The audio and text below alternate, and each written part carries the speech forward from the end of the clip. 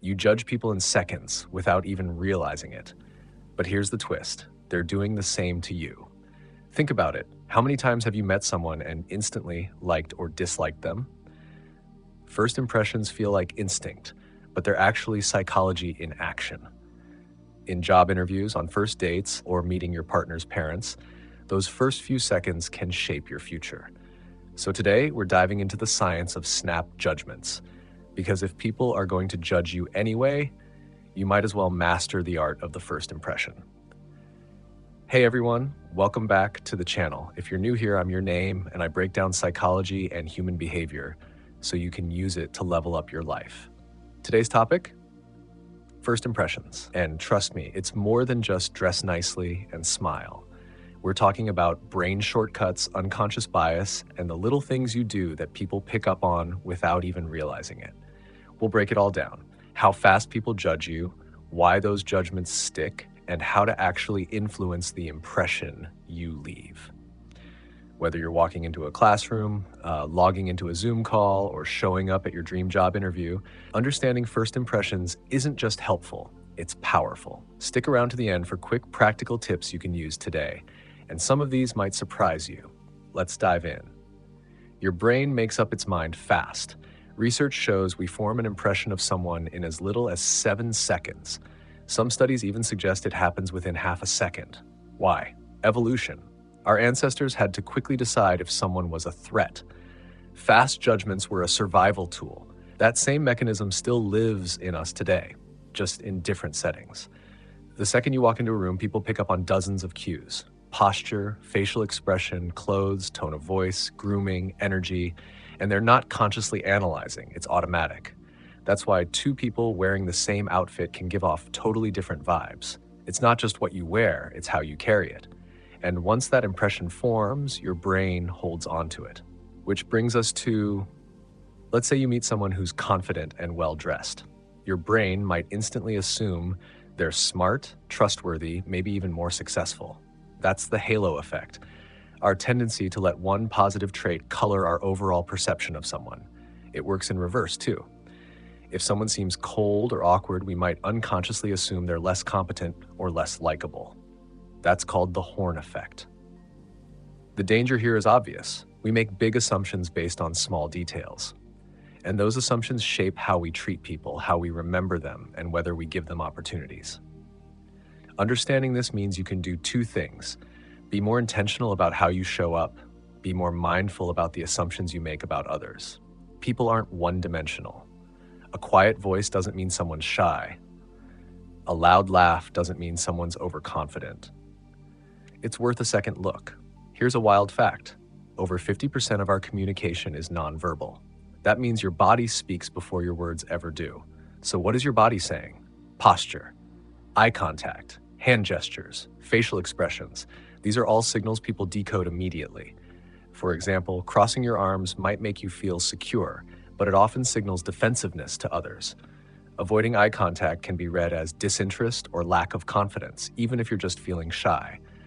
Now, this doesn't mean you need to pose all the time, but small shifts make a big difference. Stand up straight, shoulders back, chin up. Make eye contact when listening and talking. Smile genuinely. Your eyes should be involved, not just your mouth.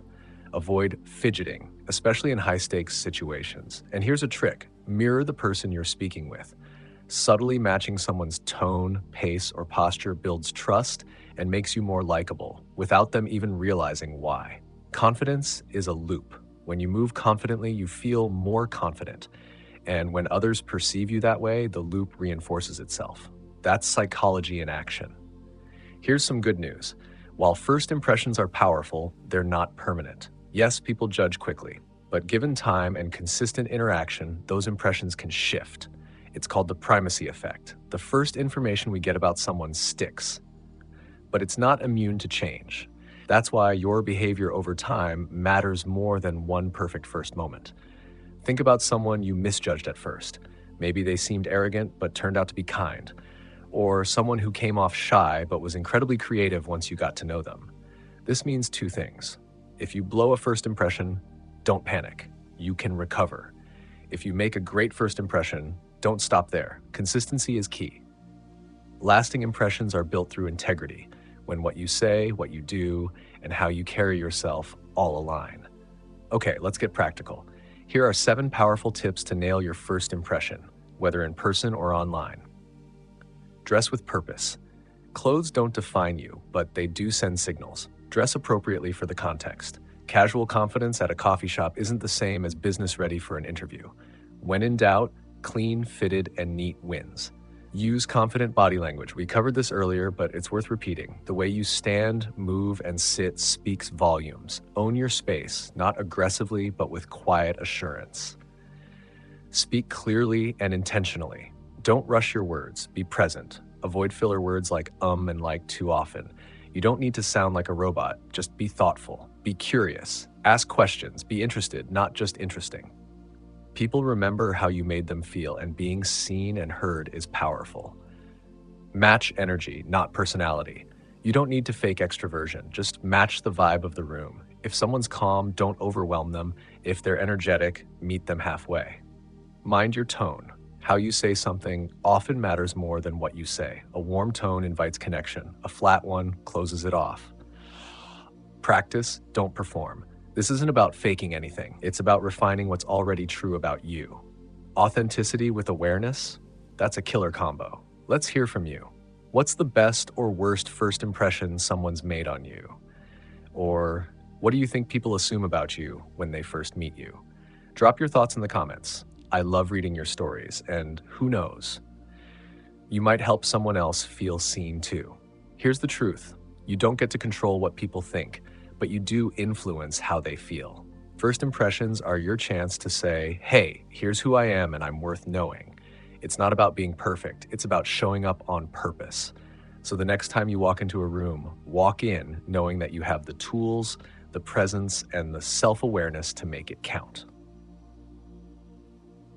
If this video helped you shift your mindset, give it a like, hit subscribe, and share it with someone who needs a confidence boost today. And remember, first impressions open the door, but who you truly are is what keeps it open. See you in the next one.